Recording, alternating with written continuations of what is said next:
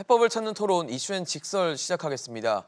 최근 기록적인 폭우로 인해서 전국에서 피해가 늘어나고 있습니다. 이런 가운데 여야는 과거 4대강 사업과 또 현 정부의 태양광 사업 탓을 하면서 서로 책임 공방을 벌이고 있는데요. 아직도 비 소식이 추가로 예고된 상황이어서 과연 이것이 필요한 논쟁인지 오늘 자세히 짚어보도록 하겠습니다. 함께해 주실 세 분의 전문가 소개하겠습니다. 부산 가톨릭대 차재원 특임교수, 서정국 변호사, 김수민 시사평론가 나오셨습니다. 어서 오십시오. 안녕하세요. 네, 최근에 섬진강 또 낙동강 제방이 무너지면서 장마로 인해서 피해가 굉장히 사실 크게 발생을 해서 걱정이 많은데 이런 가운데 4대강 사업을 둘러싼 논란이 좀 커졌더라고요. 여야에서 야당에서는 4대강 사업 때문에 그래도 홍수가 피해가 많이 줄었다라고 주장을 하고 있고 여당이죠. 여당이 민주당에서는 아니다. 오히려 이게 피해를 키운 꼴이 됐다라고 하고 있는데 4대강 공방 어떻게 보셨습니까? 저는 이래서 우리 정치권이 욕을 먹는 것이 아닐까라는 생각이 듭니다. 이래는 선호가 있잖아요. 그렇죠. 지금 당장 해야 될 정치권 해야 될 것은 피해를 최소화하고, 그렇죠. 그러니까 이 피해를 조기 극복하고, 이 또 수천 명에 이르는 이재민을 어떻게 그러니까 지금 구호할 것이고, 도와드리고, 그렇죠. 그러니까 이 대책에 지금 모든 걸 초점을 맞춰야 될 상황인데. 여기서 지금 책임 공방을 하고 있다는 것 자체가 국민들을 보는 입장에서는 아직도 정신들 차렸구나 하는 이야기가 나올 수밖에 없는 상황인 거죠. 그리고 무엇보다도 지금 서로의 공방이라는 것 자체가 일종의 아전인수격인 해석으로 지금 국민들에게 비치고 있다는 겁니다. 아전인수라는 것 자체가 뭡니까? 제 논에 물대기잖아요. 그렇죠. 제 논에 물을 댔는데 지금 문제는 논에 물이 넘쳐가지고 경작물이 다 썩어가고 그러니까 죽어가고 있는 상황인데 여기서 계속 그러니까 논에도 물을 대겠다고 서로 이렇게 들이받고 치고받는 것 자체가 정말 지켜보는 국민들 입장에서 진짜 이 억장이 무너질 수밖에 없는 상황인 것이죠. 물론 이번 그러니까 이 수재와 관련해서 상당히 그 원인이 뭔지 그건 분명히 밝혀내야 될 문제이긴 합니다만 그렇죠. 이거는 조금 이 모든 것을 조금 그러니까 이 피해를 최소화시키고 난 뒤에 대책을 만들고 난 뒤에 해도 늦지 않다. 그리고 지금 당장은 과거의 뭐가 어땠으니까 하는 식으로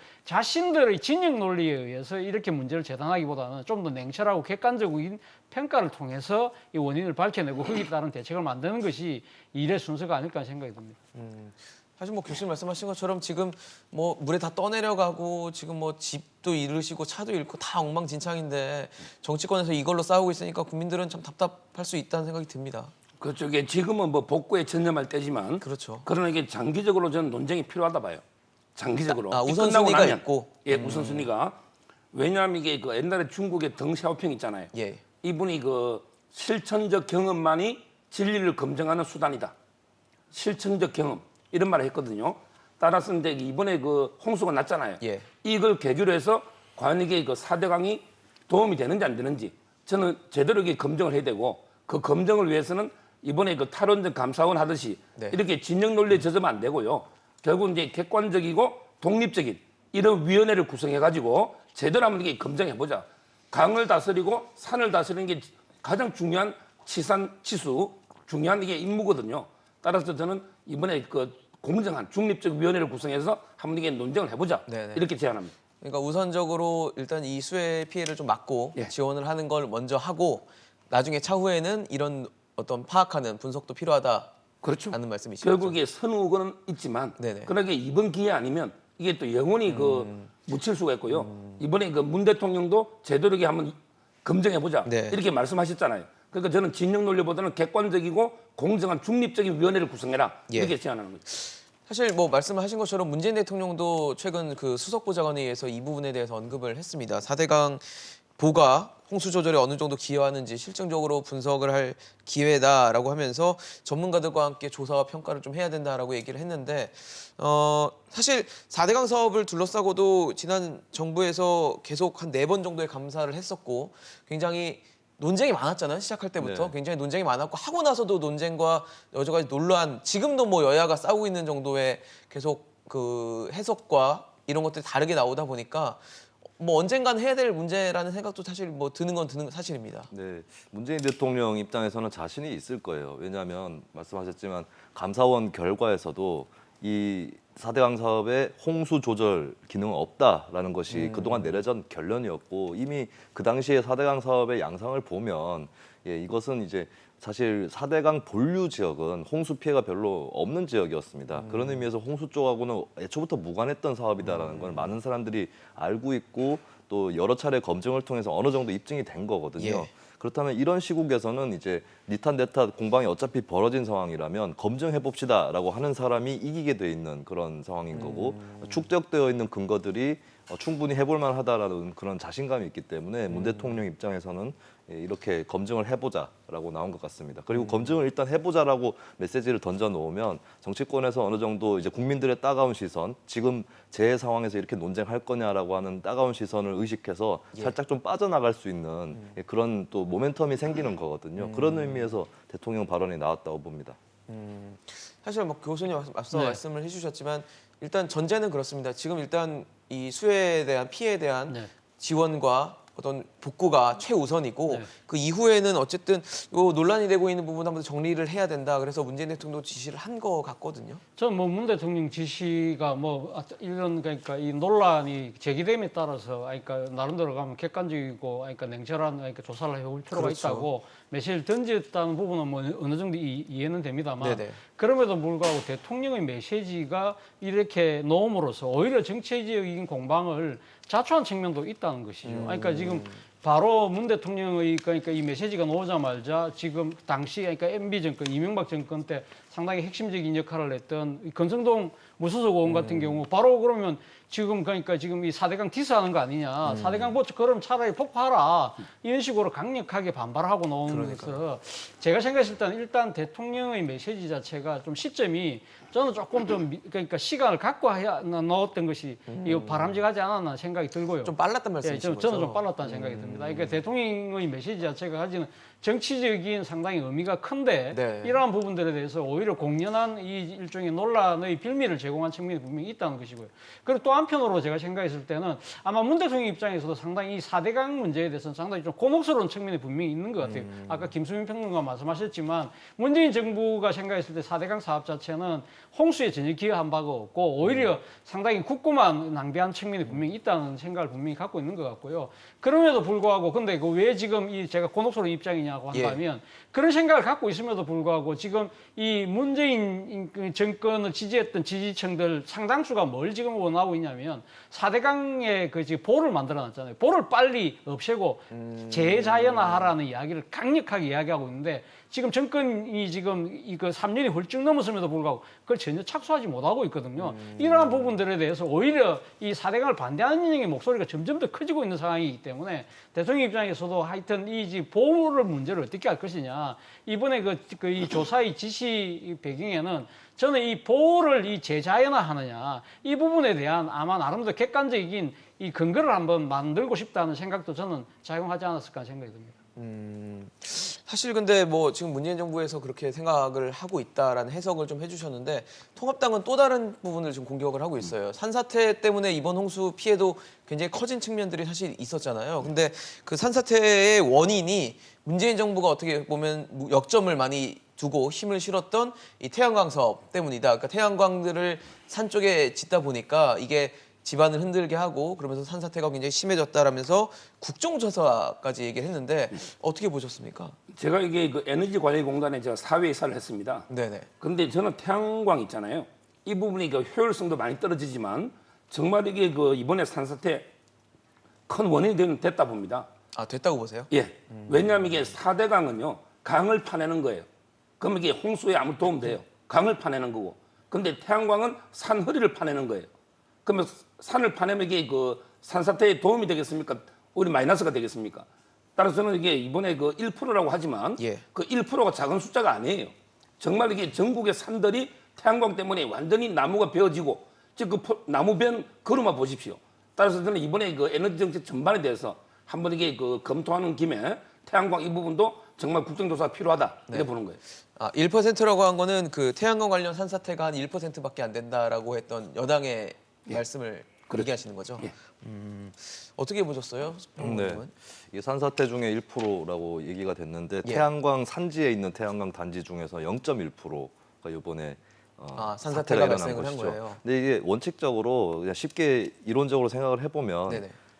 그 비탈길의 산에 나무가 심어져 있는 거하고 태양광이 설치되어 있는 거하고 비교를 하면 당연히 태양광 쪽에 산사태 확률이 높아진다고 볼 수 있겠습니다. 그렇죠. 그런 의미에서 저는 이제 산지 태양광은 가급적이면 되게 원론적으로 봤을 때는 좀 자제하는 편이 좋다고 생각이 되는데요. 하지만 어떻게든 이제 한국의 그 국토 상황들을 고려해 봤을 때는 또 태양광 발전의 어떤 당위라든가 필요성을 생각했을 때는 또 완전히 피할 수는 없는 것입니다. 그렇다면 적정한 가이드라인을 세우고 앞으로 어떻게 해나갈 거냐 이 부분을 정립하는 게 대단히 중요한 문제거든요. 네네. 이거는 정말 니탄네타 공방을 벌일 일이 아닌 게 예. 사실은 박근혜 정부 때도 이 태양광 산지 태양광에 대해서 허가들을 잘 내줬습니다. 네. 오히려 최근 들어서서 규제가 좀 더 생겼던 그런 측면이 있는 거거든요. 그렇다면 통합당 입장에서 이것을 정치 공세를 펼 것이 아니라 본인들도 책임이 있다라고 같이 판단을 해줘야 돼요.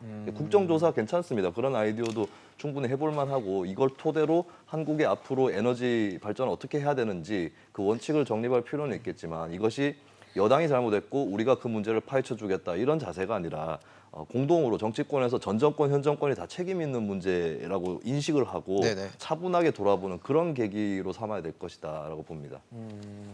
사실 이제 뭐 태양광 때문에 산사태가 발생을 할 수도 있다라는 지적을 하는 건데 뭐 어떻게 보십니까? 야당에서 주장하는 게 어느 정도 일견 설득력이 있다고 판단을 하세요? 일단 뭐 지금 산사태가 많이 난 현장에서 말씀하신 것처럼 뭐 0.1%밖에 안 된다. 태양광이 설치된 곳에서 네네. 산사태가 난 곳은 전체의 한 0.1%밖에 안 된다고 이야기는 하지만 그럼에도 불구하고 많은 분들이 느꼈을 때는 이렇게 지금 그 폭우가 이 기후 변화로 인해서 앞으로 향후 계속적인 이런 그러니까 감당하기 힘든 네. 폭우들이 계속적으로 이어질 것인데 그렇죠. 이러한 상황에서 이 경사면을 깎아서 태양광을 만들어 놓은 것 자체가 상당히 불안할 수 있다는 것이죠. 지금 당장은 뭐 1%, 0.1%밖에 안 된다고 하지만 그것이 앞으로 향후 피해를 그러니까 더 키울 수도 있다는 그런 국민적 우려가 있는 건 사실이거든요. 그렇다고 한다면 저는 뭐 지금 야당이 제의를 하긴 했지만 국정조사를 통해서 과연 지금 현재식의 그런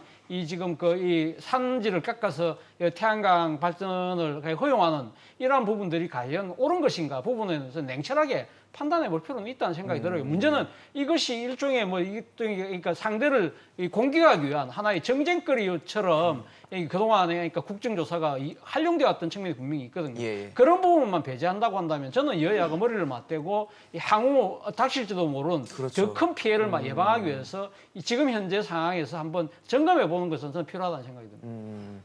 사실 지금 저희가 얘기하고 있는 뭐 4대강 사업이라든지 태양광 사업이라든지 모든 전제 조건은 폭우 피해 복구와 지원이 선행된 후에 논의가 좀 이어져야 된다라는 건데 문재인 대통령도 이 폭우 피해 복구와 관련해서 가용 자원을 총동원하라라는 지시를 내렸습니다.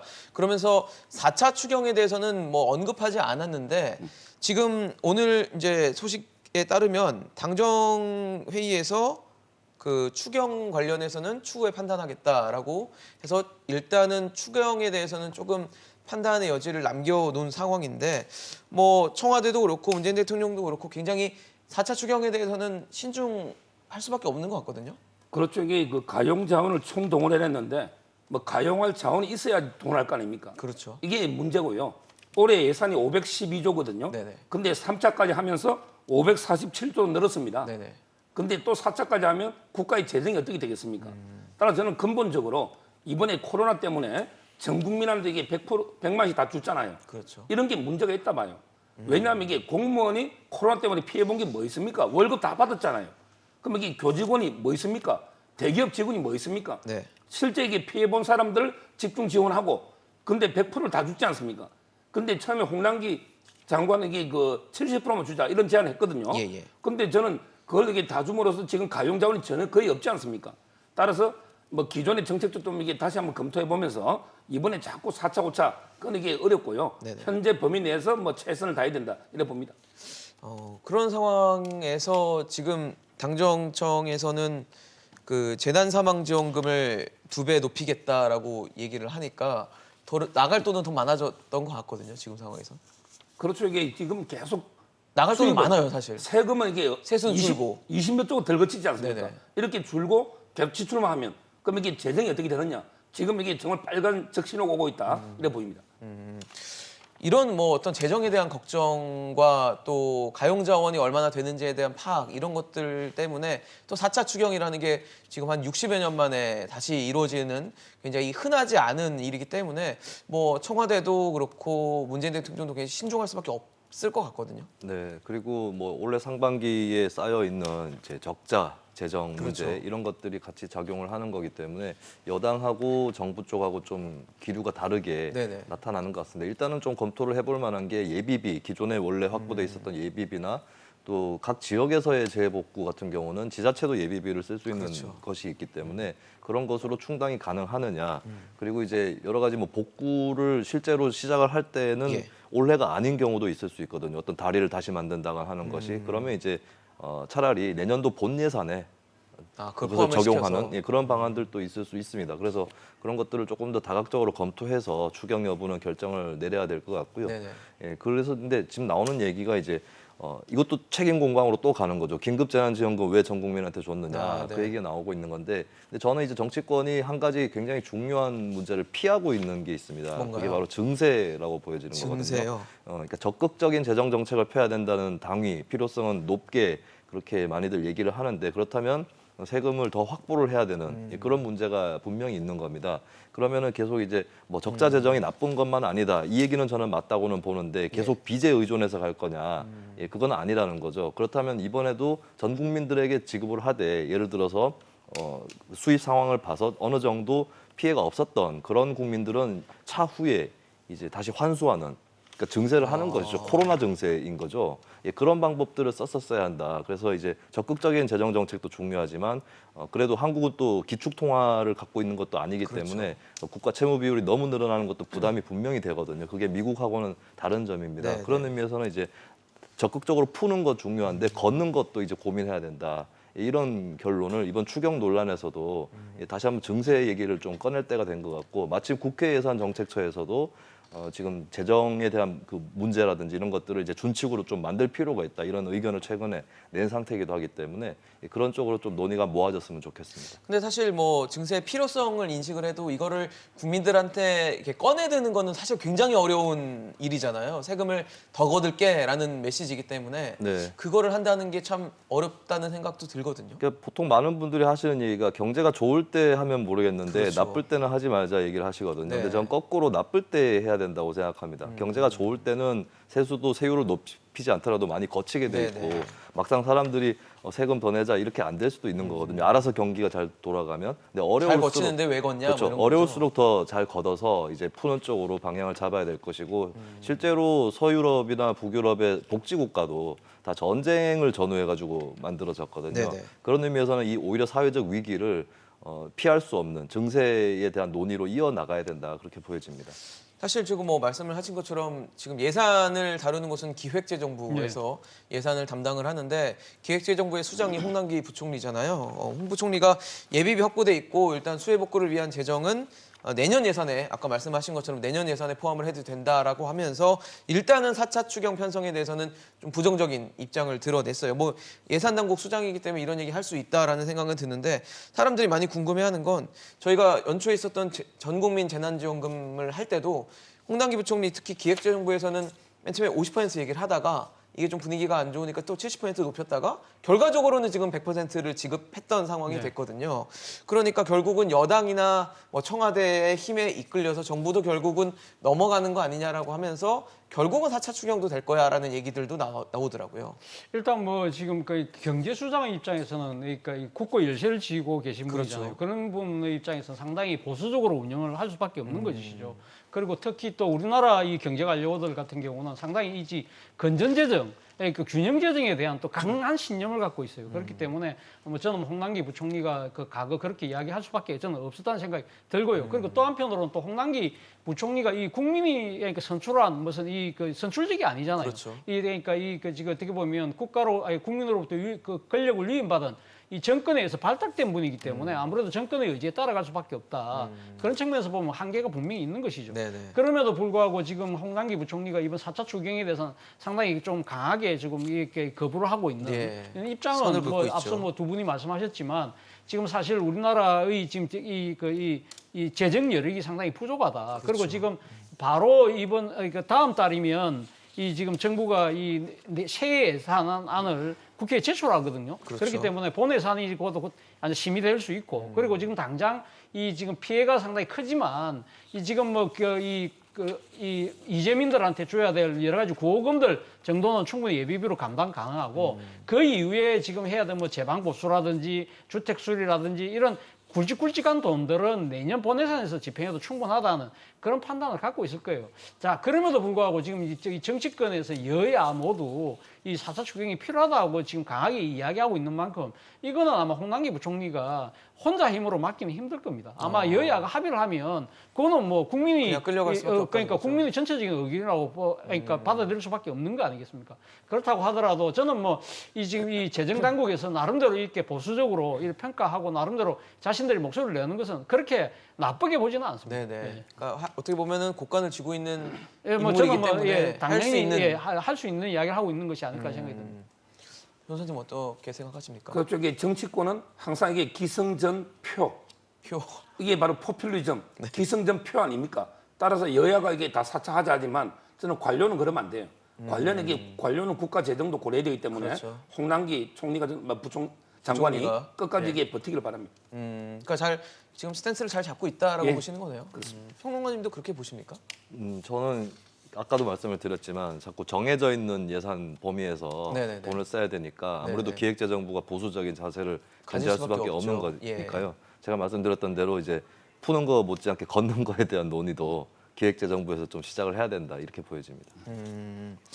사실 뭐 지금 뭐 이 민주당에서도 추경 카드를 먼저 꺼내든 상황이고 추경에 대해서 그러다 보니까 아무래도 뭐 60년 만에 4차 추경이 되지 않겠냐라고 하는데 어쨌든 가장 시급한 거는 빨리 도와드릴 수 있어야 되는 거잖아요. 그렇죠.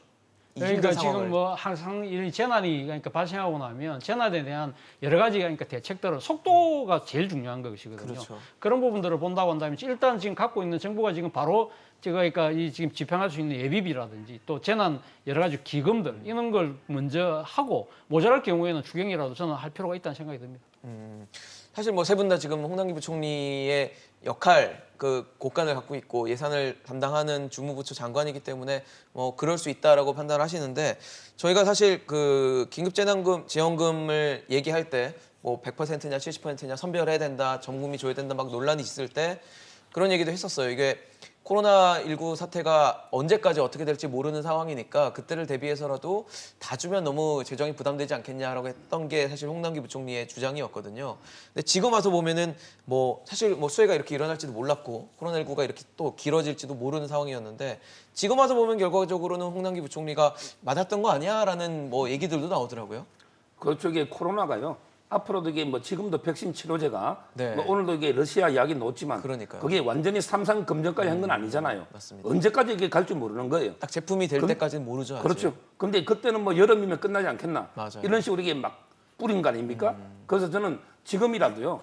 지금 이게 우리나라 재정이 건전한 게 아니에요. 모든 이게 공기업 부채까지 치면요. 예. 거의 이게 일본을 닮아가고 있기 때문에 정말 이게 그 홍남기 부총리가 지금이라도 이게 그 제대로 역할을 해야 된다 봐요. 어쨌든 뭐 지금이라도 자신의 목소리를 내야 된다라는 얘기를 해주신 거죠. 알겠습니다. 그리고 또 다른 얘기가 지금 이번에 수해를 입었던 이유가 여러 가지가 있어요. 여러 가지가 있는데 그 중에 하나가 북한의 또 목소리가 있습니다. 북한을 지목하고 비판하는 목소리가 있는데 북한에서 갑작스럽게 이 환강댐을 방류를 하면서 우리 쪽에서 인진강 수위가 높아지고 이렇게 수위가 높아지면서 주민들의 안전이 위협을 받고 피해를 보는 상황이 생겼는데 여기서 북한이 했던 거는 사실 사전 통보도 없이 일단 무단 방류를 했고 우리도 뭔가 항의해야 되는 거 아니야라고 했는데 통일부는 항의는 하지 않고 일단 뭐 불행한 일이다라고 식으로 입장만 밝혔거든요. 그런데 이런 상황에서 또 통일부가 대북 수해 지원 의사까지 밝히다 보니까 국민들 입장에서는 아니 우리도 힘든데 우리가 이렇게 피해를 받는데 항의는 못할 만저 도와준다고 해? 라고 하면서 반발을 할 수밖에 없는 상황이긴 합니다. 네. 통일부가 좀 잘못한 것은 대북 지원을 하기 위해서라도 항의를 해줘야 됩니다. 네, 거기에 지원을 대해서 하기 위해서라도. 왜냐하면 대북 지원이라는 것은 이게 주민들에 대한 지원이지 그 정권이라든지 정부를 향한 지원은 아닌 거거든요. 그렇죠. 그걸 좀 부끄러운 일인데 사실 이미 굉장히 여기서부터 멀리 떨어져 있는 나라들이죠. 스웨덴, 네. 독일, 캐나다 이 나라들이 대북 지원을 하려고 지금 나서고 있는 상황입니다. 그리고 WFP 국제 식량 계획, 세계 식량 계획을 통해서 네네. 이제 대북 지원을 또 인도적 지원이죠 하는 것인데 한국이 1,000만 달러를 냈거든요. 네네. 근데 스위스가 1,500만 달러인가 냈어요. 어. 그러니까 지금 바로 옆에 있는 이웃인데 이런 인도적 지원에는 인색할 필요는 없겠다라고 보여지는 거고 이게 단순히 남북 문제만은 아닙니다. 한국이 사실은 국제개발협력이라든가 이런 부분에 대해서 아직까지 등한시하고 일본에 비해서도 굉장히 뒤처져 있는 그런 나라거든요. 그런 걸 봤을 때는 북한뿐만 아니라 이제 다른 나라에 대해서도 인도적 지원이라든지 이런 것들은 늘릴 필요가 있다. 이것은 좀 주지를 했으면 하는 것이고요. 네. 대신에 근데 국민들 감정으로는 지난번 코로나 때도 그랬지만은 우리도 힘든데라는 건 분명히 있는 겁니다. 그러니까요. 그걸 고려해서라도 이 댐 문제에 대해서 환강댐 문제에 대해서는 그 좀 강력하게 비판했었어야 한다 이렇게 보여집니다. 사실 너무 저자세 아니냐는 얘기도 있거든요. 너무 뭐 항의는 하지 않고 도와준다 그러면은 너무 저자세다. 정부가 지금 스탠스를 잘못 잡고 있다 이런 비판도 있어요. 제가 이게 세 가지만 말씀드리면 네. 첫째는 이게 북한의 행위가 국제법 위반이에요. 아, 우리 그런가요? 국제 하천에 비항행적 이용이라는 조약이 있습니다. 네네. 그리고 이제 국제 관습법이 있어요. 국제 하천이 한 200여 개 돼요. 네네. 나라끼리 흐르는 네네. 이런 경우에 그 상류국이 이렇게 무단 방출하면 이게 조약 위반이다 말이에요. 아, 관습법. 하루에서 피해를 보기 때문에. 그렇죠. 따라서 이게 그 엄중하게 항의를 해야 되는데 두 번째 제가 지적하고 싶은 거는 네. 왜 이게 북한 앞에만 서면 작아지는가? 그러게요. 이게 정말 저자세 이게 문제고요. 그다음에 마지막으로 세 번째는 항상 이게 호혜주의, 기브앤테이크. 우리가 이게 북한에 주면 받고 그렇죠. 이런 이게 호혜주의가 필요하잖아요. 네네. 왜 북한인들은 항상 이게 일방적으로 퍼주됩니까? 예, 물론 이게 기브 앤 같은 기브죠, 민족끼리 그냥. 우리가 좀 잘 사니까 네. 지원할 수는 있지만 그러면 이게 북한이 왜 이걸 통보도 안 하느냐 말이에요. 우리 국민의 안전이 생명이 위험하잖아요. 그러니까요. 근데 이런 식으로 넘어가니까 북한이 이게 우리 정부 알기를 우습게 하는 거 아닙니까? 제대로 이게 저는 대처해야 된다 보는 거예요. 사실 우리 국민들 지금 수해 때문에 눈물 흘리고 네. 있는데 이 상황에서 항의하지 않고 도와준다고 하니까 이 눈물 흘리는 국민들의 피눈물 될 수밖에 없다는 생각 들거든요. 그렇죠. 뭐 국민들 입장에서는 상당히 뭐 그렇게 감정이 좋지는 않을 겁니다. 지금 당장 우리가 어렵다는 측면도 있지만 무엇보다도 2009년도에 이 지금 임진강 그 이 수계와 관련돼서는 이게 서로 정보를 교환하기로 합의가 돼 있는 상황이 실무 합의가 돼 있는 상황인데 이걸 갖다가 지금 여러 차례 어기고 있으니까 그러니까 국민 감정이 이제 안 좋을 수밖에 네. 없는 것이죠. 그럼에도 불구하고 아까 김수민 평론가 말씀하셨지만 상당히 이거는 인도적인 문제잖아요. 그렇죠. 지금 뭐 북한의 수해 피해가 정확하게 알 수는 없지만 지금 상당히 심각한 것 같아요. 지금 뭐 당장 이 김정은 국무위원장이 그 현장을 직접 방문하고 그리고 김정은 국무위원장의 자신의 그러니까 이 식량 창고라는 걸 열어서 거기다 지금 긴급 이제 구호 물품을 지금 내보내고 있다는 거 아닙니까? 네. 그런 거 본다고 한다면 이 같은 동포의 입장에서 본다고 한다면 우리도 힘들지만 더 큰 피해를 갖고 있고 그걸 감당하기 힘든 이 북녘 동포들에게 손을 내미는 것은 저는 필요하다는 생각이 들고요. 그리고 또 역사적 경험도 있어요. 1984년도에 네. 이 서울을 중심으로 해서 이 수도권에 상당한 폭우가 쏟아져가지고 엄청난 피해가 났어요. 제가 그때 군대 생활할 때인데 그때 우리 부대에 헬기가 세 대가 떠내려갔거든요. 그 정도로 떠내려갔어요? 예, 떠내려갔어요. 떠내려갔고 그 상당히 심각한 문제가 생겼었는데 그때 당시에 북한에서 이 우리한테 손을 내밉니다. 그러니까 사라고 이 여러 가지 그 수제 물품을 지원하겠다고 했죠. 근데 그때 그 보도 통제가 돼 있었기 때문에 북한에서 그러니까 북한에서 나온 보도는 당시만 하더라도 사실 그러니까 건의주의 정부가 네. 이 정보를 통제를 독점하고 했어요. 있을 때라서 그게 알려지지 않았어요. 근데 저는 군대 생활할 때이기 때문에 그 정보를 그러니까 북한이 발표하자마자 들었어요. 그래서 제가 그때 그 생각을 했어요. 우리가 저걸 받으면 어떻게 될까? 상당히 재밌는 상황이 벌어질 수 있을 것인데 그때는 상당히 이 냉전이 아주 심화될 때였지 않습니까? 1984년도였기 때문에 사흘 뒤인가 제 기억에 전두환 대통령이 긴급 담화를 발표하면서 북한에 주는 걸 받겠다고 이야기를 한 거예요. 그러면서 남북 관계에 물꼬가 터졌어요. 그래서 그 다음에 1985년도에 남북 이 상호 이산가족 상호 교환 방문이 이루어졌고 그리고 남북 예술단의 교환 방문이 이루어지면서 네네. 상당히 남북 간의 훈풍이 불었거든요. 물론 이 냉전이라는 큰 전체적인 이 구조를 깨트리기는 힘이 미약했지만 네네. 상당히 남북 간에 분위기가 있어서 달라진 건 분위기가 맞네요. 완전히 바뀌었었어요. 그런 걸 본다고 한다면 아마 우리 정부 입장에서도 보면 이 인도적 지원을 통해서 지금 꽉 막혀 있는 지금 이 남북 간에 뭔가 이 지금 이 교착 국면을 돌파할 수 있다는 그러한 의지도 저는 작용하고 있지 않나 생각이 듭니다. 근데 많은 분들이 궁금해하시는 건 왜 지금이냐인 것 같아요. 우리도 너무 힘들고 지금 뭐 예비비 쓰니 추경하니 우리도 정말 돈 어떻게 끌어 써야 되는지 모르는 상황에서 지금 돈 주고 항의도 하지 않고 이런다고 하니까 시점 자체가 굉장히 난해한 시점인 것 같다는 생각이 들거든요. 근데 옛날 그 김대중 대통령이 햇볕 정책을 제일 처음 시행할 때만 하더라도 상당히 북한에 대한 비난이 상당히 컸습니다. 북한이 핵 개발하고 있고 뭐 네. 미사일 왜 도발하고 도와주냐. 있고 왜 도와주냐 막 그런 이야기를 했지만 결국은 이 그러니까 북한에 대한 이 그러니까 화해 협력 정책이라는 것은 결국은 전반적으로 나가면 남북 간의 평화를 고양을 해서 그것이 결국은 우리한테 이 지금 뭡니까 긍정적으로 작용하고 그것이 선순환적인 구조를 만들어낼 수 있다는 네. 그러한 하나의 전략적 목표에서 이루어지는 것이거든요. 그렇기 때문에 단순하게 지금 우리가 힘들기 때문에 계속적으로 안 주고 그럼 외면하자. 그건 오히려 더 큰 오히려 안 좋은 결과를 우리한테 갖고 올 수 있지 않을까 생각을 해봅니다.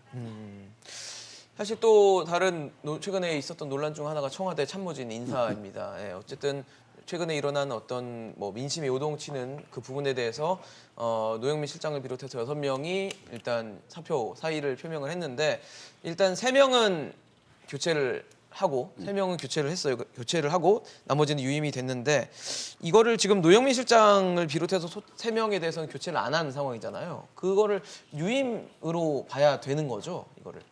일단 당분간 유임이라고 봐야 될 것 같고. 당분간 유임이요? 네, 그리고 국민소통수석하고는 오늘 또 새로운 인사 발표가 나기도 했었습니다. 네, 맞아요. 그러니까 아무래도 정무수석하고 민정수석하고 시민사회수석이 제일 먼저 바뀌었는데 그렇죠. 이 자리들은 이제 세세한 일처리의 방식이라든지 기존 사람들과 호흡을 맞출 수 있느냐 이 문제보다는 일단 정무적인 성격이 큰 자리들이기 때문에 방향에 부합하면 빨리 임명할 수 있는 자리였던 것 같고요. 그래서 더 먼저 교체가 됐던 부분이 네. 있고 오전에 들어왔던 소식으로 이제 네. 저희가 국민소통 수석과 시민사회 수석이 교체된 네. 지금 인물들을 보여드리고 있습니다. 사회수석입니다. 그러니까 시민사회수석은 이제 김재남 그렇죠. 전 사회 수석인 국회의원이 거죠. 됐고요. 네네. 네.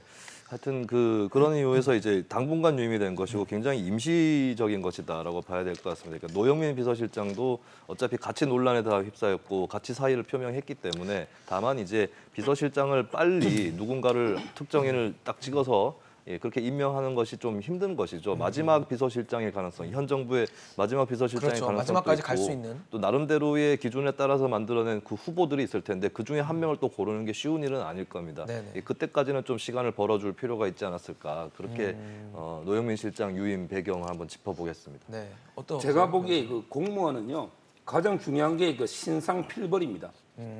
근데 요즘 이게 문재인 정권의 지지율이 떨어진 게 가장 큰 원인이 뭡니까?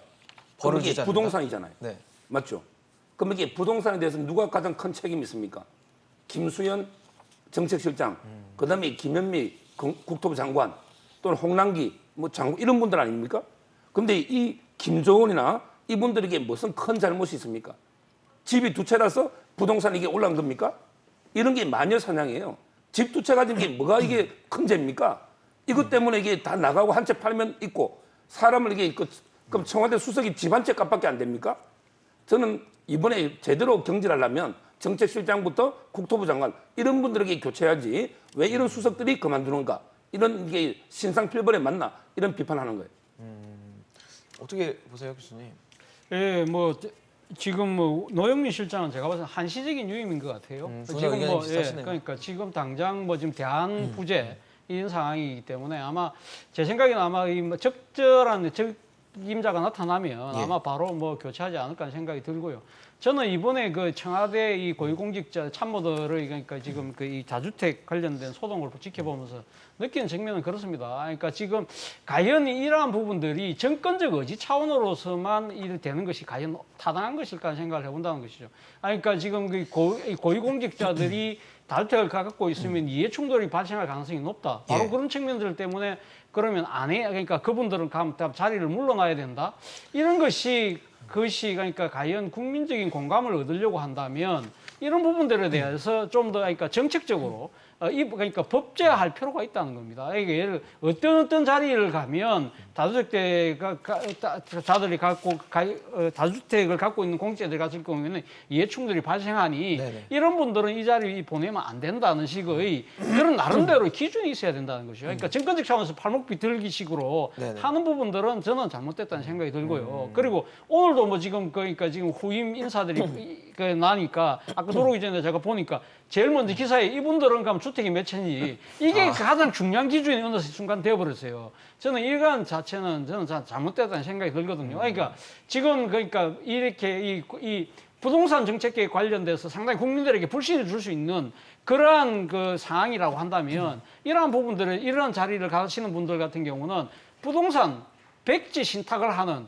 그러한 하나의 장치를 도입할 필요가 있다는 것이죠. 그러니까 이 단순하게 우리 정권 차원에서는 우리 다주택자들을 임명하지 않을 거야. 예. 이런 식으로 그러니까 선한 의지로만 가서는 되지 않는다는 거죠. 이것이 지속 가능하려고 하면 국민들이 왜 저 자리에는 다주택자들이 가서는 안 된다 생각하는 자리가 있을 거 아닙니까? 그렇죠. 그 자리에는 그런 분들은 아예 가면 못 가도록 만약 가든다 하더라도 자신이 갖고 있는 주택을 처분할 수 있는 처분하고. 그러한 나름대로 장치가 만들어져야 된다는 것이죠.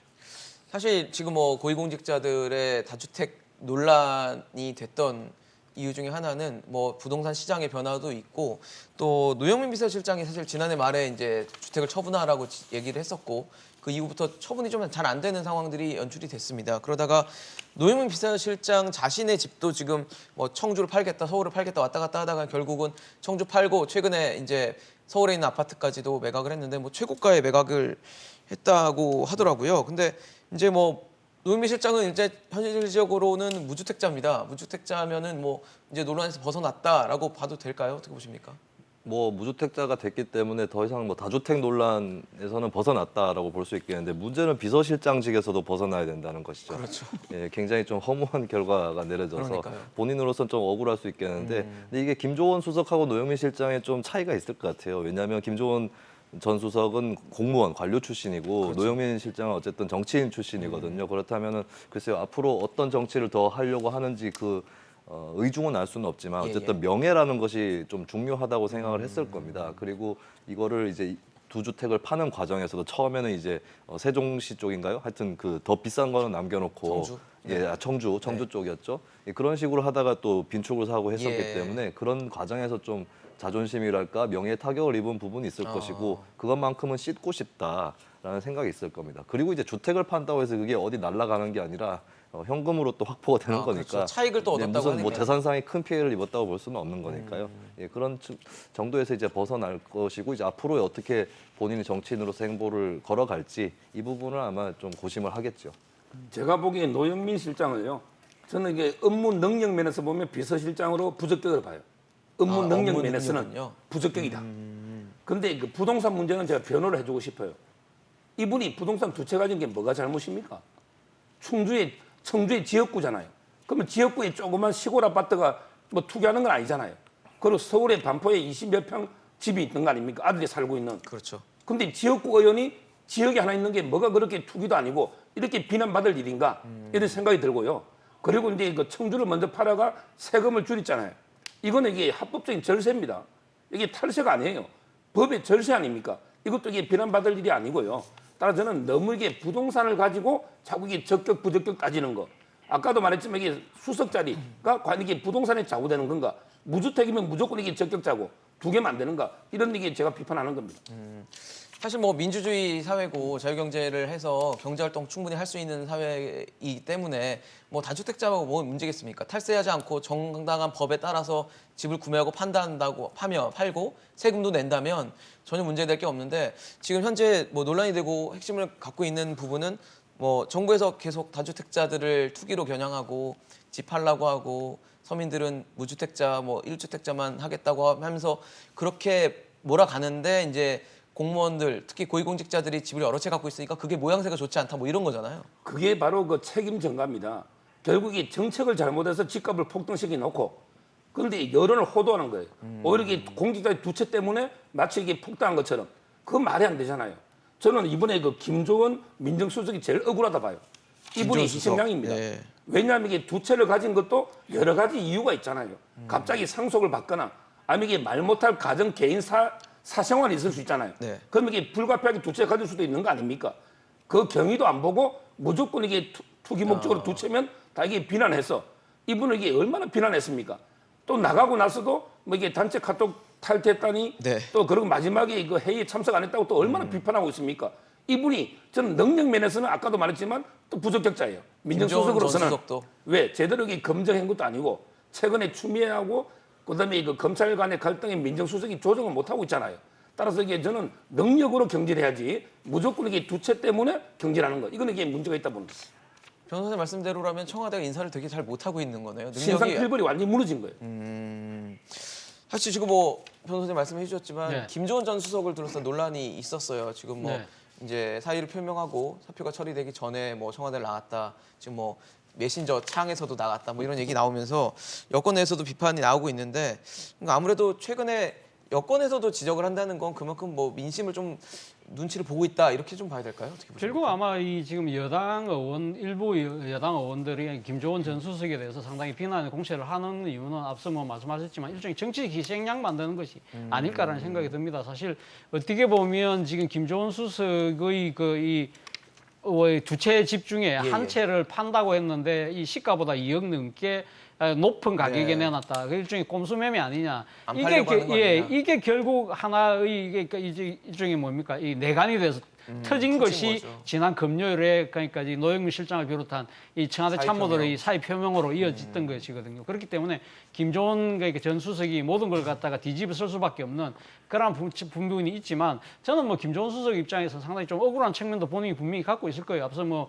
말씀하셨지만 뭐 그런 측면도 있지만 앞서도 제가 이야기했던 대로 상당히 그러니까 이 지금 이 본인 입장에서는 부동산 정책을 관여하는 입장이 있지도 않았던 직을 계속적으로 해왔던 그렇죠. 입장에서 그리고 또 이분이 공직을 떠난 지가 꽤 오래됐었어요. 그러니까 참여정부 때 이 감사원 사무총장을 끝내고 난 뒤 근 10년 동안은 공직에 있지 않았었거든요. 네네. 그러다가 이제 문재인 정부가 출범하면서 이 카이 그러니까 지금 한국항공의 네. 사장으로 가면서 다시 그렇죠. 앉아 오셨는데 네. 그 과정에서 자신이 뭐 재산을 정식하고 하는 부분들에 대해서 그것이 합법적으로 했다고 한다면 그것이 그렇게 도덕적으로 비난받을 것이냐 그런 억울한 부분들이 분명히 있겠죠. 그런데 저는 앞서도 제가 말씀드린 대로 그러니까 지금 정권이 선한 의지로 공직자들 파목을 비틀어서 무조건 팔으라는 식의 방식 자체는 잘못됐다. 그걸 법제화할 필요가 있다는 생각이 들고요. 그리고 또 하나는 그 노영민 실장이 지난 연말에 상당히 부동산 가격이 들썩거릴 때 네네. 우리 지금 청와대 참모들은 지금 다수에서 몇 명 있는데 언제까지 팔겠습니다 하면서 시한을 정하면서 맞아요. 그것 자체가 일종의 정치 이벤트화가 돼버린 거예요. 그러면서 자신들이 파놓은 함정에 스스로 빠지는 빠지는. 듯한 그런 모양새가 됐다는 거예요. 그러니까 물론 그러니까 이 다주택자들을 이 고유공직을 하고 있는 데서 국민 정서가 안 좋다고 한다면 예. 우리가 차차 그런 부분을 해소해 나가겠습니다든지 아니면 다른 식으로든 부동산 정책을 제대로 하겠다는 식으로 갔어야지 언제까지 우리가 팔겠습니다 하고 이렇게 공약을 한 섣부른 공약을 한 것 자체가 오히려 이 사태를 키웠던 장본인이 아닐까 생각이 듭니다. 사실 뭐 지금 부동산으로 인해서 논란이 굉장히 발달이 되고 전개가 됐는데 또 많은 분들이 지적을 하시는 분들이 이제 정권 특히 정부와 또 청와대 또 대통령의 현실 인식에 대해서도 얘기를 많이 합니다. 문재인 대통령이 최근 국무회의에서 올해 경제 성장률이 OECD 국가 중에 가장 선방했다라고 긍정적으로 평가를 했습니다. OECD에서 지난 6월에 마이너스 1.2%로 올해 성장률 예상을 했는데 마이너스 0.8%로 좀 상향이 됐거든요. 그러면서 이제 문재인 대통령도 우리나라 굉장히 잘하고 있다라고 평가를 했고 부동산 정책을 두고도 얘기를 했습니다. 집값이 안정세를 보이고 있다라고 얘기를 했는데 평론님 어떻게 보셨습니까? 이 현실성이 좀 있는 발언이라 보세요? 아니면 뭐 바람을 좀 담았다고 봐야 될까요? 이거 홍보라든지 이런 거 할 때도 중요한 게 자기 입으로 해야 될 게 있고 남이 얘기해 주기를 그렇죠. 좀 그 기다려야 선을 되는 부분이 구분할 있습니다. 필요가 있죠. 근데 이제 사실 코로나19 관련해서도 문재인 대통령이 조금 빈축을 살 만한 행동들을 했었어요. 그러니까 뭐 곧 종식될 거다부터 네네. 시작해서 지금 되게 잘 되고 있다. 근데 섣부른 판단을 꼭 좀. 그렇게 말씀을 하실 때마다 그 다음에 집단 감염이 터진다거나 이런 일들이 벌어졌습니다. 그러니까 뭐 펠레의 저주 비슷한 거. 네. 예, 그렇기 때문에 사실은 문재인 대통령은 이제 적극적 지지자들도 많고 또 우호적인 언론들도 없지 않은데 예. 그쪽에서 칭찬해 줄 수도 있는 것이거든요. 근데 본인 입으로 굳이 그렇게 뭐 OECD 뭐 그런 얘기를 한다거나 이렇게 경제 성장률 1위 이런 얘기를 굳이 할 필요가 있을까 싶고 특히 집값 부분은 더 민감합니다. 뭐 그렇죠. 경제 성장률 부분은 어떻게 자랑할 수도 있는 부분이에요. 그건 또 우리 사회 저력이라고 볼 수도 있는 거기 때문에 코로나를 방역도 어쨌든 잘하고, 방역을 관리도 잘했다라는 잘했고, 거거든요. 예.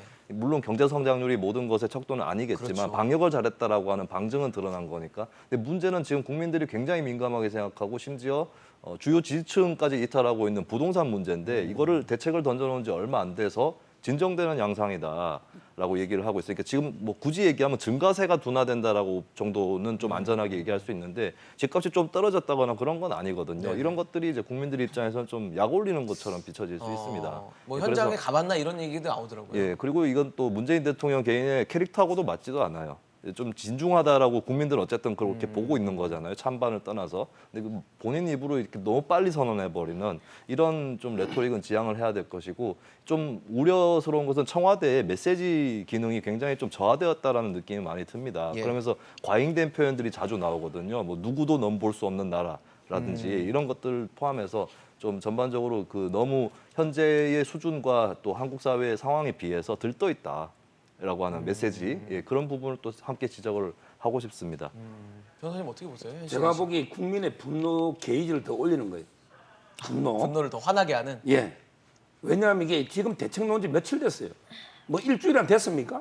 근데 어떻게 부동산이 진정되는지 안정되는지 어떻게 압니까? 좀 더 정책을 검증하는 시간이 필요하잖아요. 너무 근시안적인. 예. 네. 옛날에 이게 경제도 잘 나가다가 코로나 때문에 어려워진 것처럼 네. 방향을 이런 식으로 너무 이게 국민의 일반 인식과 좀 동떨어진 인식 때문에 분노 수치만 더 올라간다. 이렇게 제가 정말 여론을 제대로 이게 반대 여론까지 겸허하게 다 살펴봐라. 이렇게 제가 말씀드립니다. 독이 되지 않을까요? 이런 부분들이? 뭐 저는 뭐 김성희 평론가 말씀하시는데 저는 상당히 공감을 하는데요. 뭐 그런데 두 분이 약간 비판적으로 이야기를 했기 때문에 저는 약간 조금 좀 희망을 편을 주시겠어요? 네. 들어주고 싶은 마음은 실질적으로 사실 이번에 그러니까 지금 코로나 사태 이후에 전 세계 경제가 완전히 곤두박질 치는데 그 중에서도 대한민국이 상대적으로 그래도 잘한 건 잘한 거잖아요. 네, 네. 그런 부분들에 있어서는 뭐 상당히 우리 나름대로 우리 국민들의 자긍심을 자부심을 가질 자부심을 필요는 있다. 가지고 우리 이런 위기를 극복할 수 있다. 그런 의지를 만들어 나가는 데는 저는 도움이 되지 않을까 생각이 듭니다. 사실 그럼에도 최근에 여당이나 문재인 대통령의 지지율은 좀 좋지 않아요, 상황이. 이런 어떤 민심의 반영이라고 볼 수 있을 거 아니에요? 네.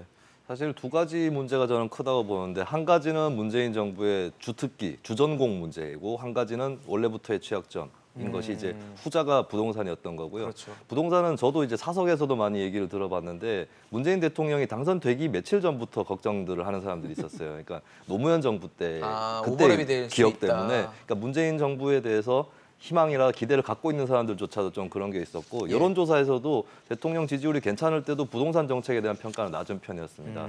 그 부분이 이제 굉장히 근본적인 그 토양에 깔려버리면서 대통령이나 여당, 정부가 힘들어졌다고 보여지는 게 있고 두 번째는 검찰개혁 문제거든요. 그러니까 검찰개혁하면은 국민들도 원래는 굉장히 그 검찰이 좀 과도한 권력을 쥐고 있고 또 어떻게 보면은 잘해야 될 것은 못하고 이런 네네. 것들 여러 가지 역사가 있기 때문에 그렇죠. 많은 국민들이 찬성을 했는데 지금 이제 벌어지고 있는 여러 갈등들을 통해서 이것이 혹시 검찰을 길들이게 하려고 하는 것이 아니냐 이런 여론이 다시 굉장히 올라가고 있는 그런 상황입니다. 그러니까 그 부분은 믿었어요. 그러니까 국민들이 부동산은 잘 못할 수도 있겠다라고 걱정은 했지만 검찰개혁이나 이런 부분은 잘 하겠지라고 생각했는데 방향이 엉뚱하게 가고 있다. 이런 것들이 이제 좀 맞물려서 사실 지지율이 이게 역대 다른 대통령에 비해서 낮다고 볼 수는 없습니다. 그렇죠. 지금 이 시점에 봤을 때 임기가 중반에서 후반으로 넘어가는 시점에서 근데 문제는 이것이 잘못하면 이 두 가지 사안을 놓고 봤을 때는 떨어지더라도 점차 떨어지고 혹은 다시 회복되고 이게 아니라 갑자기 떨어질 가능성도 있는 거거든요. 이런 부분들을 여당이나 정부 입장에서 대단히 주의할 필요가 있습니다. 네, 알겠습니다. 오늘 또 여당, 국회와 또 정부 그리고 청와대에서 있는 각가지 논란들을 체크해봤는데요. 뭐 세 분 말씀해주신 것처럼 공통적으로 지금은 수해복구 지원과 빨리 좀 회복을 하게끔 이재민들이 다시 원래 생활로 돌아갈 수 있게끔 하는 게 최우선인 상황입니다. 과연 어떤 지원이 또 이어질 수 있을지 그리고 그 부분에 대한 축구가 나올 수 있을지 지켜보도록 하겠습니다. 오늘 차재원 교수, 서정욱 변호사, 김수민 평론가와 함께했습니다. 말씀 감사합니다. 감사합니다.